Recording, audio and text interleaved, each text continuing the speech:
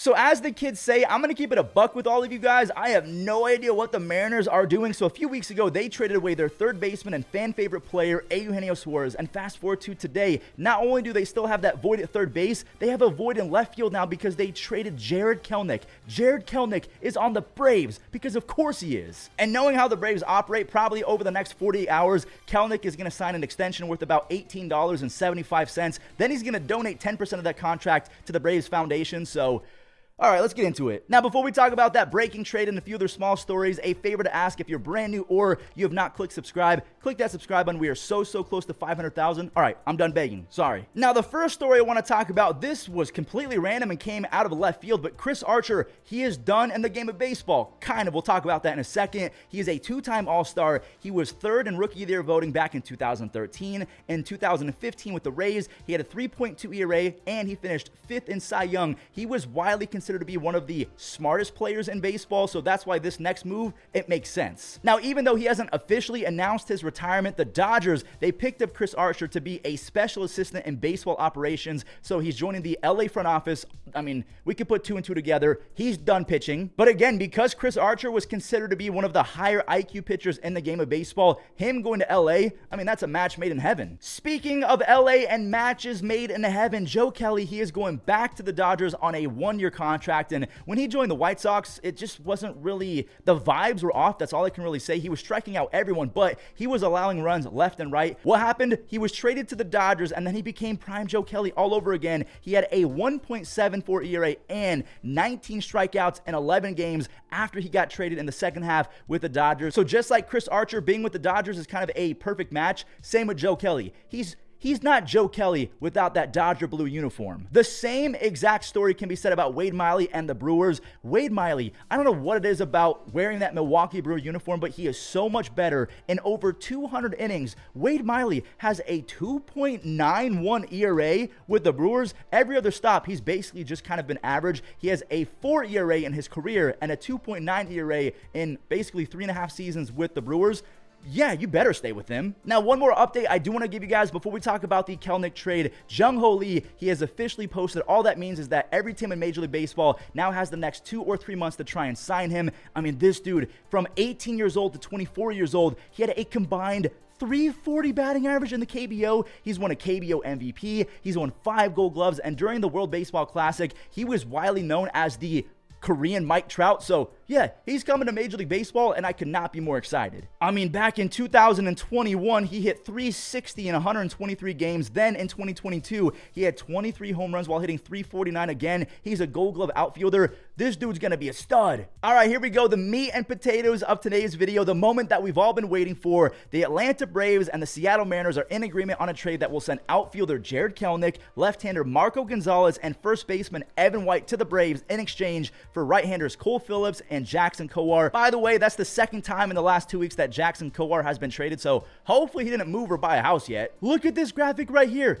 Jarred Kelenic, Kyle Lewis, Julio Rodriguez. J-Rod, he's probably going to feel like Will Smith in that one Fresh Prince of Bel-Air meme where he's just kind of standing by himself because Kyle Lewis and Jarred Kelenic, they're both gone. Now, we are going to break the trade down, but a quick little update. Ken Rosenthal is reporting that the Braves do not plan on keeping left-hander Marco Gonzalez, so just to let you guys know that before we talk about his numbers and what he's going to get paid. So they're not trying to keep the lefty Marco Gonzalez, and honestly, I don't blame him because he kind of stinks. But let's talk about the biggest fish in this trade, Jarred Kelenic. He was once upon a time considered to be one of the best, if not the best prospect in baseball. He came to the Mariners in the Robinson Cano and Edwin Diaz trade a few years ago, and he was finally breaking out in 2023 before he kicked a Gatorade cooler and broke his own foot. And the reason why he broke out to begin the season, he was one of the best outfielders in baseball, and then he severely fell off. He regressed, and it ended up leading to him kicking a cooler and all but ending his season. I mean, he wasn't very good after that. But I will say he had 11 home runs, 13 stolen bases, a 109 OPS plus. He just turned 24 years old. And again, what are the Braves? Braves do, they find players and they turn them into superstars and they get paid pennies on the dollar. It's probably going to work out. I'm not going to lie. Now, the one thing I do want to mention is the fact that the Braves, they might be forming a super platoon in left field between Jared Kelenic and Vongreem. So Vongreem, he lost the shortstop job to All-Star Orlando Arcia. I did not see that coming, but Grissom, reports are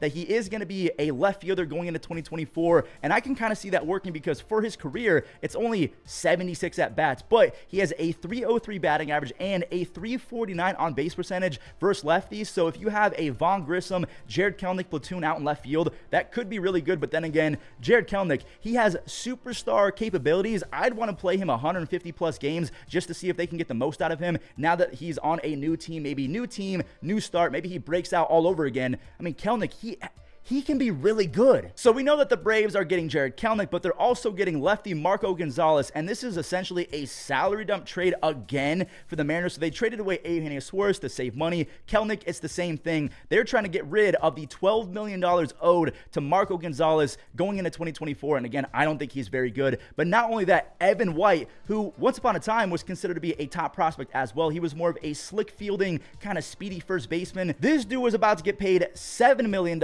in 2024. So between Marco Gonzalez and Evan White, they're saving about $20 million. But just like Ken Rosenthal reported, the Braves, they're not trying to pay Marco Gonzalez. They're trying to ship him ASAP. And I don't know how that's going to happen, but they're trying to make room for Ohtani. Yes, the Braves, they're still in the running to grab Shohei. So yeah, they're going to try and trade Marco to grab some extra cash. Now, who did the Mariners get in return? They're getting a righty Cole Phillips. He does have some nasty stuff, and he can kind of swing it as well. I don't think that he's going to be a two-way player, but he is currently recovering from Tommy John, so we don't have any professional stats. He hasn't even made his professional debut, but according to all the scouts, his ceiling is very, very high. And then Jackson Kowar, again, like I mentioned, this is the second time that he's been traded. He went from the Royals to the Braves, and then the Braves to the Mariners. He was drafted in the first round back in 2018. He was the 33rd overall pick. He is pretty good at striking guys out. That's about it. In 74 innings as a big leaguer, he has a 9. I'm not even joking. A 9.12 ERA and a near 6 FIP. Those are both all-time stinky numbers. He's had one of the worst beginnings to a career